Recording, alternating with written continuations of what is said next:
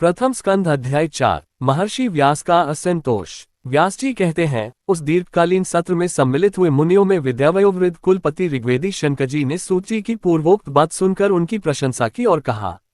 शनकजी बोले, सूत जी, आप वक्ताओं में श्रेष्ठ हैं तथा बड़े भाग्यशाली हैं। जो कथा भगवान श्री शुकदेव जी ने कही थी, वही भगवान की पुण्यमयी कथा कृपा करके आप हमें सुनाइए। वह कथा किस युग में, किस स्थान पर और किस कारण से हुई थी? मुनिवर श्री कृष्ण द्वैपायन ने किसकी प्रेरणा से इस परमहंसों की संहिता का निर्माण किया था?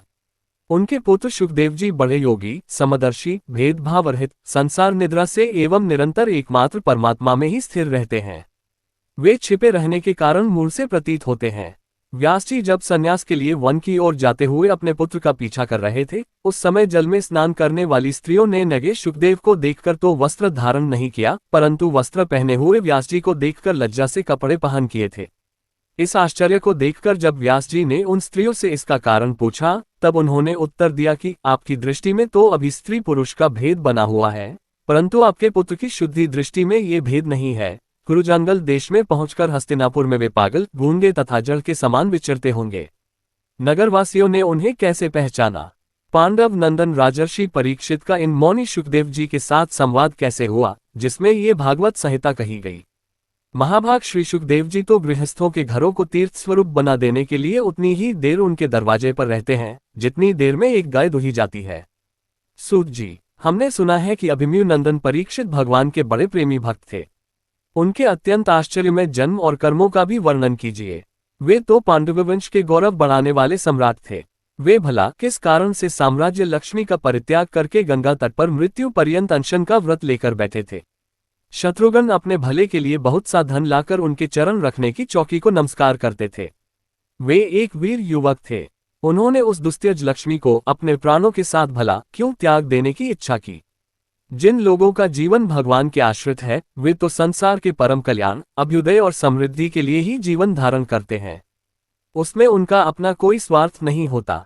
उनका शरीर तो दूसरों के हित के लिए था, उन्होंने विरक्त होकर उसका परित्याग क्यों किया? वेदवाणी को छोड़कर अन्य समस्त शास्त्रों के आप पारदर्शी विद्वान हैं।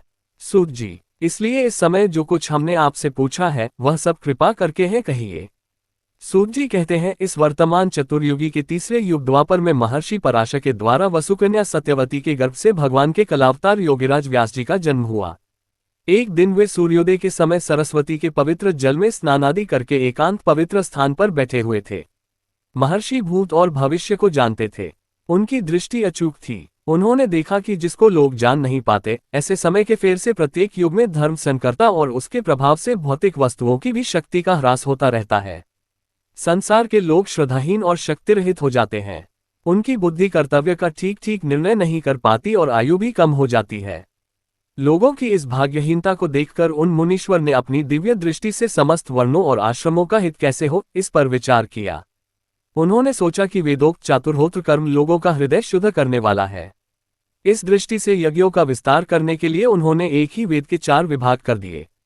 व्यास जी के द्वारा ऋक्, यजुः, साम और अथर्व, इन 4 वेदों का उद्धार पृथक्करण हुआ। इतिहास और पुराणों को 5वां वेद कहा जाता है। उनमें से ऋग्वेद के पैल, सामगान के विद्वान जैमिनी एवं यजुर्वेद के एकमात्र स्नातक वैशंपायन हुए। अथर्ववेद में प्रवीण हुए दरुणनंदन सुमंतु मुनि। इतिहास और पुराणों के स्नातक मेरे पिता रोमहर्षण थे। इन पूर्वोक्त ऋषियों ने अपनी अपनी शाखा को और भी अनेक भागों में विभक्त कर दिया। इस प्रकार शिष्य, प्रशिष्य और उनके शिष्यों द्वारा वेदों की बहुत सी शाखाएं बन गईं। कम समझने वाले पुरुषों पर कृपा करके भगवान वेदव्यास ने इसलिए ऐसा विभाग कर दिया कि जिन लोगों को स्मरण शक्ति नहीं है या कम है, वे भी वेदों को धारण कर सकें। स्त्री, शूद्र और पतित द्विजाति तीनों ही वेद श्रवण के अधिकारी नहीं हैं। इसलिए वे कल्याणकारी शास्त्रोक्त कर्मों के आचरण में भूल कर बैठते हैं।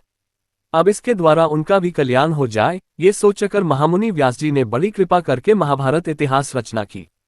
शनकादि ऋषियों, यद्यपि व्यास जी इस प्रकार अपनी पूरी शक्ति से सदा सर्वदा प्राणियों के कल्याण में ही लगे रहे, तथापि उनके हृदय को संतोष नहीं हुआ। उनका मन कुछ खिंसा हो गया। सरस्वती नदी के पवित्र तट पर एकांत में बैठकर धर्मवेता व्यास जी मन ही मन विचार करते हुए इस प्रकार कहने लगे, मैंने निष्कपट भाव से ब्रह्मचर्यादि व्रतों का पालन करते हुए वेद, गुरुजनों और अग्नियों का सम्मान किया है और उनकी आज्ञा का पालन किया है। महाभारत की रचना के बहाने मैंने वेद के अर्थ को खोल दिया है, जिससे स्त्री, शूद्र आदि भी अपने अपने धर्म कर्म का ज्ञान प्राप्त कर लेते हैं। यद्यपि मैं ब्रह्मतेज से संपन्न एवं समर्थ हूँ, तथापि मेरा हृदय कुछ अपूर्ण काम सा जान पड़ता है। अवश्य ही अब तक मैंने भगवान को प्राप्त कराने वाले धर्मों का प्रायः निरूपण नहीं किया है। वे ही धर्म परमहंसों को प्रिय हैं और वे ही भगवान को भी प्रिय हैं, हो न हो मेरी अपूर्णता का यही कारण है। श्रीकृष्ण द्वैपायन व्यास इस प्रकार अपने को अपूर्ण सा मानकर जब खिन्न हो रहे थे, उसी समय पूर्वोक्त आश्रम पर देवर्षि नारद जी आ पहुंचे। उन्हें आया देख व्यास जी तुरंत खड़े हो गए। उन्होंने देवताओं के द्वारा सम्मानित देवर्षि नारद की विधिपूर्वक पूजा की।